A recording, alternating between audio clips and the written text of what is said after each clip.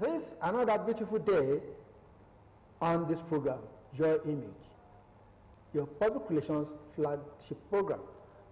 Today, we are on another terrain. We are looking at 35% affirmation action. And our topic is 35% women representation. How feasible? I have with me qualified people who will discuss the matter. And to my middle right, I have Comrade OLADOYIN AGBOOLA. Is the founder, Don Mary Foundation.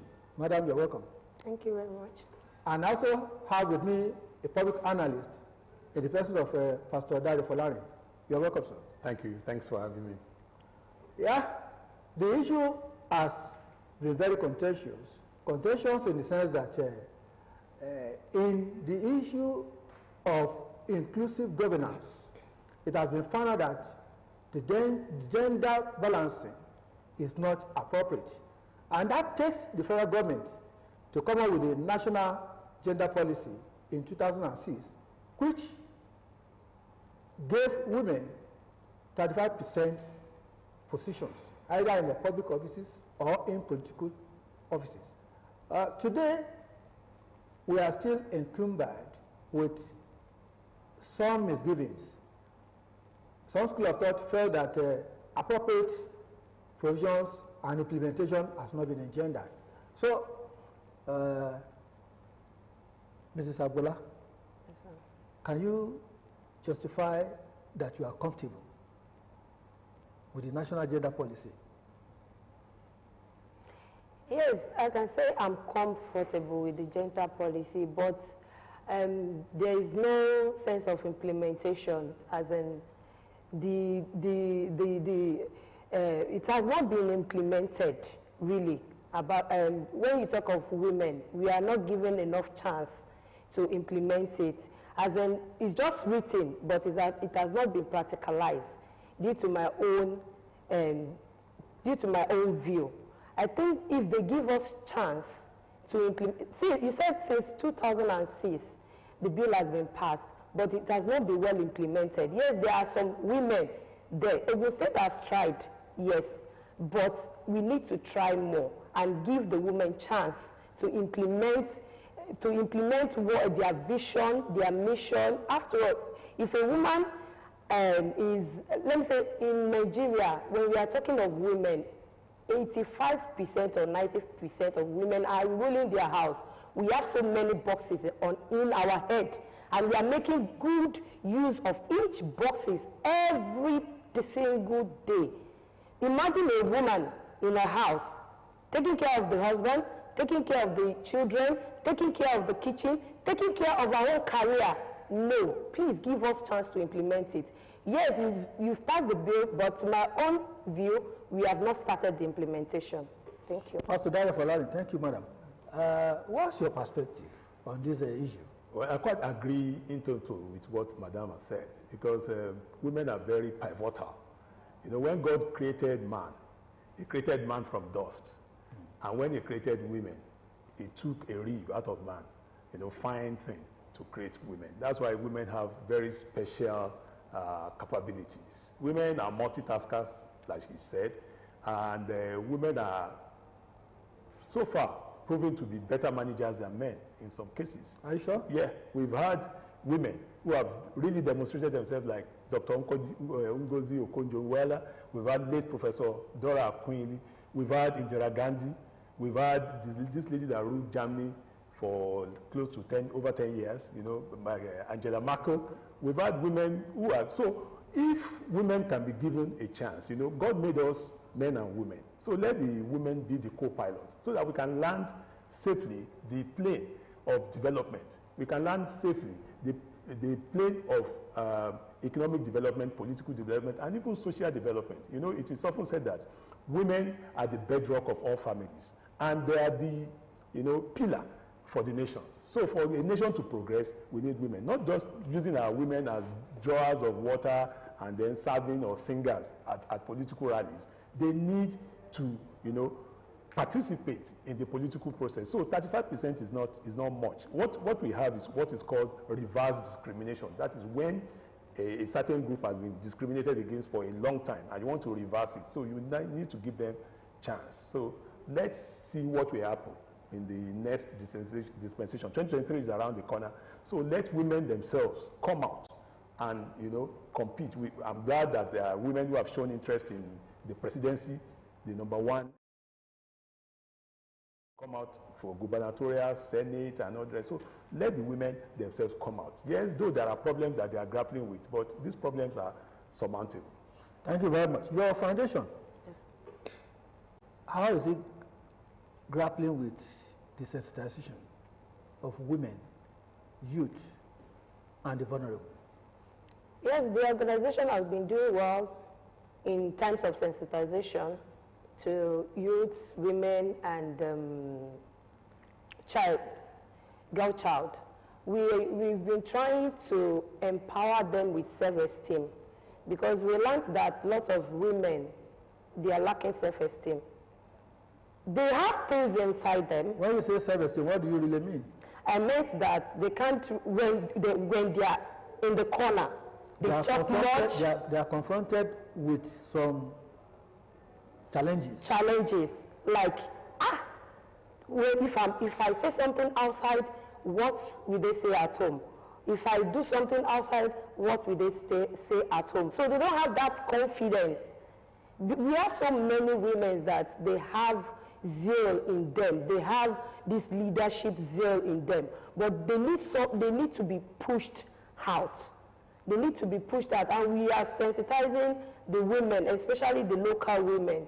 And let me tell you something, it's not education, only education that women based on. There are so many women that they are not even educated, but when you sit down with them and they talk, in fact, it goes a long way. You're like, you've not been to school before. They said yes, but what they have in them is much. Native intelligence? Very, very, as in, I can say like 95%.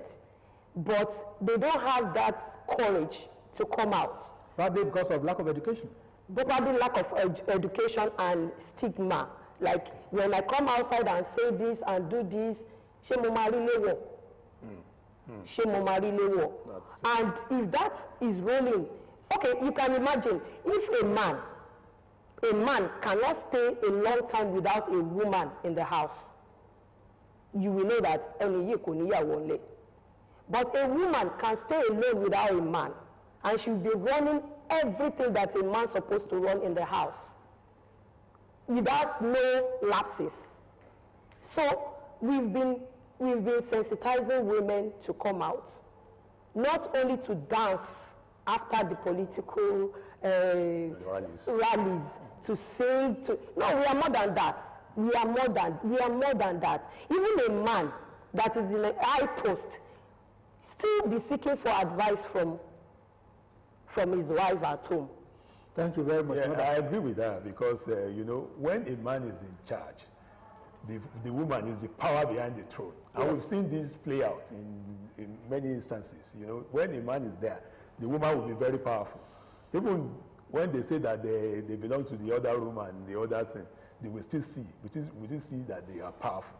Recently, the wife of the president met with presidential aspirants and she was asking them to nominate, to use women as their vice presidential candidates or aspirants. So this is the advocacy that we want. All women out there should come out, you know, because this is a strategic development goals 4 and 5. Let me ask you this question. Yeah. The court of the land has acceded and ordered the federal government to implement in total the national gender policy. What is not the hindrance? Well, my second part is, if that leeway has been granted, why are women lacking in executing and ensuring that that order is accorded to? It is not that there are no laws, you know. You refer to the 2006, you know. Recently, on April 6, an Abuja High Court gave a judgment that all governments, you know, federal government should give 35% affirmative action to both elective and appointive. But you know, it remains for the women themselves to organize and galvanize themselves to, you know, seek for these positions. And you know, even the APC recently said that women should not pay for their forms, you know. And so these are things that they are giving them concessions. And with this, you know, we need to encourage more women to come out, chest out. And Madam, with the concessions, so what's limiting you? Not that I can say the ego of men. They don't want women to come out. They don't want us to be on the same level. But that's a women coalition. There is a women coalition, yes. There is a women coalition. You know, we women, number one, when we are talking of corruption, it's limited among us because we have vision. We want, especially our children, we want a better future for them. We want a better future. Not that we are not coming out, but men, they are pressing us down. They have their way of doing that. Even when, for example, in an office now, maybe a woman is due for promotion. You are challenging men. I'm not challenging men. I'm talking about the reality. Reality. Okay. Yes, reality. Okay. In an office now, when a woman is due for promotion, the men there will like, this woman, hey, she's very wicked. Hey, she's the head of the staff now. Hey, this, that. She's not going to tolerate nonsense. Yes, she's not going to tolerate nonsense. But if it's men, if there is any issue and it involves women, the next thing is sexual harassment. If you go out with me, don't worry. I'm going to stop. Yes, it's real. No, it's real. It's real, except if you don't want to say the truth. No, yeah, there are challenges. Real. Yeah, really, there it's real. Even in the office. If a woman can't sleep with the boss is not going to promote her. Yes, it's happening. No, you are it's happening. You are generalizing. I want us to understand something that we have women of substance and quality. Yes. And who can prove their mettle among any gender in the world. Yeah. We have seen such cases where when they show quality on merit, they go side by side with men, and at the same time, when they have the edge, that vantage knowledge, in fact, sky is the limit. We've had people like Pastor FOLARIN said, will you also say that BSA Kwesili is not... and even in Ogun State, we've had Mama Fela, Mama Rason Kuti. In the north, they had Gambo Sawaba, and Margaret Epo. All these ladies were ladies of... that is why we are saying the ladies should speak out, should come out when they are being sexually harassed. They should come out, speak out, so that we can... Because there are a lot of ladies that they don't have choice. Because the person that they are dealing with knows that, and they need this thing. Yeah, you're right. Because that's why the theme for the International Women's Day for this year is break the bias. Yes. You know, there are problems, there are biases and everything, militating against the advancement of women in politics, in social circles and everything. So break the bias. So women too should also speak out. Speak out. You know, when they are going through anything, they should speak out, and they should seek redress. You know, they should learn to report cases. And there are avenues for all those inadequacies in society. Yes. There's no society that does not have those challenges. Yes. And that's why non-governmental organizations like yours are established. So what we now need is education, proper enlightenment, and access for the victims to be able to press their case. Let me ask you, madam. Looking at the opportunity you had with this national gender policy, what role do you think women will play if they are in position in governance? They will play a tremendous role, as in a wonderful one. You know, like women, you know, especially on education, Okay. especially on health, I'm asking because I really want you to especially on highlight. empowerment. Okay. Especially on empowerment. Okay, on empowerment, what would be the objective? Their objective is to educate Okay. the women and to train them on various skills. Once a woman is empowered, she can go a long way. She can do more. Let me say, she can do best than men of her own category. She will go a long way. So if they would enough education for the women, empowerment, because though we are tough, but we have a soft mind because we are mothers. We hear cries, we listen, we have that sense to listen, and we can observe.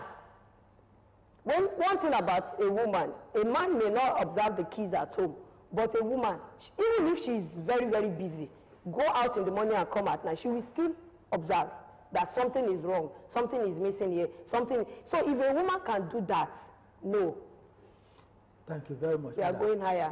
Pastor FOLARIN, when we look at the machinery of government and the role that they are supposed to play, particularly when it has to do with women,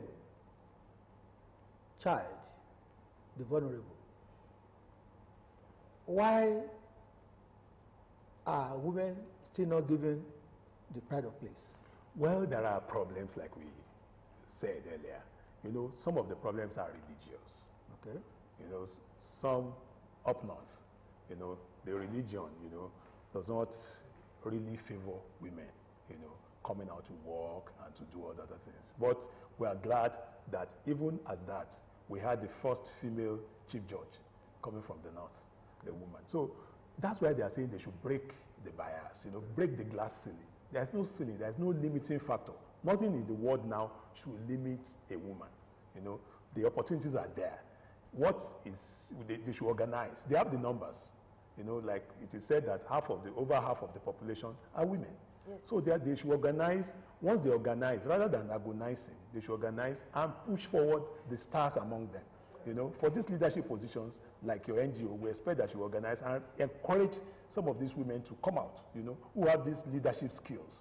The country needs this. Men have been, you know, ruling us for 60 years. Let's try a woman and see if things will be better, you know, with the support of men. You know, when a woman is leading, actually, the men will be behind her. So when a man is leading, the women were behind men who led this country. So when a woman is leading, and the men will be there to support. So together, you know, with cooperation and support, we can really turn things around in this country. It's still your image, your weekly programs on public relations. You can join us on DSTV 260, Go TV on the 100, and the Star Times 113. And of course, you can also join us on the Facebook, Twitter, Instagram, and the like. Please, we are available for advertisement and sponsorship. Ms. AGBOOLA, we have seen that when women are actually very active and a role model when it has to do with the societal development. We have also observed that when it has to do with the morals or bringing and ensuring that there's sanity in the house, they are in the forefront. Why is it that women cannot also play that role in checkmating the excesses of men in the society and in governance? We should ask the men now. We should ask them. Because we women, we are ready. We are ready. We are ready to fly. You know why I asked that question? Yes. Because we have found out that men, they listen to women when they have them as a pack, when they have them as opinion molders, when they have them in getting feedback from the outside to mold their character and to ensure that in the society they are a good role model. We have seen women who have played that role successfully. And we are now looking at those ones whose excesses are still not curtailed. Why are women lacking in such a role? Thank you very much, sir. You see, you said women, they are the one brain behind a successful man. Okay. When a man is in trouble, he will come back to the woman and ask for the way out, for the way forward. But when it comes, okay, it's just like in the house. I would like to use the house to do an example. In the house, okay, there are, say that in my office, there is a problem. Okay, this is how you solve it. This is how we solve it. Okay, we need something at home. Okay, you know, some homes, women, their salary and their husband's salary, they put it in one purse. And it's the man that is going to disseminate the money. Distribute the money. The woman, her salary may be more than the man. Mostly in homes, the woman's salary are more than the man's, but the man is going to control it. So he's going to be scared that, like, if this woman is having her own salary now, my own salary is not up to this woman's. Not in all cases. I'm talking about some, and some. He's going to be scared, like, if this woman is going to take control of this house, or is going to, so the ego will come. Does that account for the reasons why people are now discouraging joint account ownership? Yes. Yes. Yes. Okay, let's look at the story of this woman. I don't agree with that, because in some families, now, we've seen women, husband and wife. She's about to talk about Osinachi. Let me finish, sir. Please, sir. Sorry, sir. Let's look at the story of Osinachi. You know, this music. Well, it's still just one out of. It's still under. It's not one, no. It's 1 out of 1,000. There are so many cases that are like that. All our money is going to our husband. We cannot even conclude on that. They are still investigating that issue. So let us not.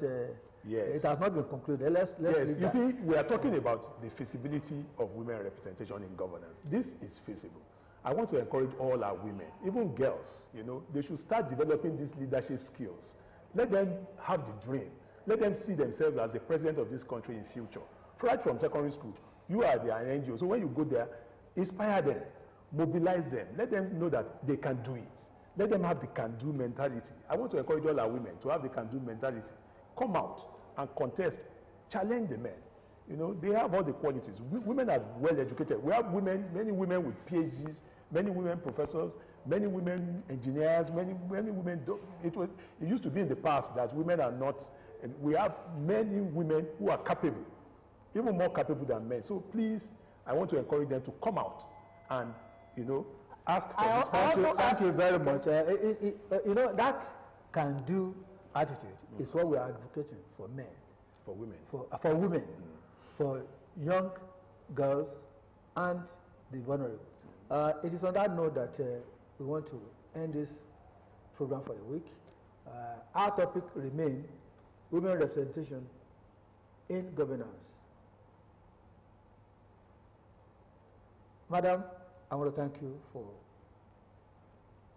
coming. We really appreciate you. And I hope next week you'll be with us. Pastor Dari Folani, thank you also for being with us. Thanks for having me. This is Your Image, and we are concluding this program today. Until next week, when you join us same time,